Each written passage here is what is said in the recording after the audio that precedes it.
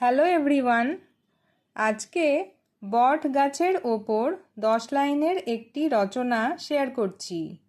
বট গাছ ভারতের জাতীয় বৃক্ষ এবং এটি একটি অত্যন্ত বিশাল ও প্রাচীন গাছ। এই গাছ অনেক বড় এলাকা জুড়ে বিস্তৃত থাকে এবং ক্লান্ত পথিককে শীতল ছায়া প্রদান করে।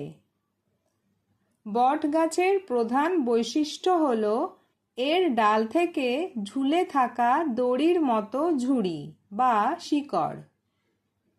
এই ঝুড়িগুলো মাটিতে ঢুকে নতুন স্তম্ভ বা কাণ্ডের মতো গাছকে শক্তিশালী করতে সাহায্য করে।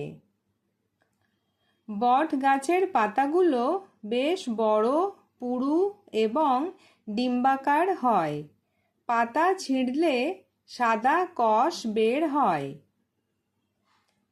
এই গাছে ছোট ছোট গোলাকার লাল রঙের ফল হয়, যা মূলত বিভিন্ন প্রজাতির পাখি খেয়ে থাকে।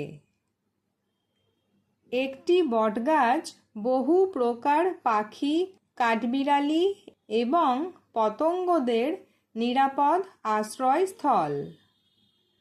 গ্রামের মোড়ে বা হাট বাজারে বটগাছের নিচে বসে মানুষ বিশ্রাম নেয়। বটগাছ কয়েকশো বছর বেঁচে থাকতে পারে এবং এটি প্রচুর পরিমাণে অক্সিজেন সরবরাহ করে।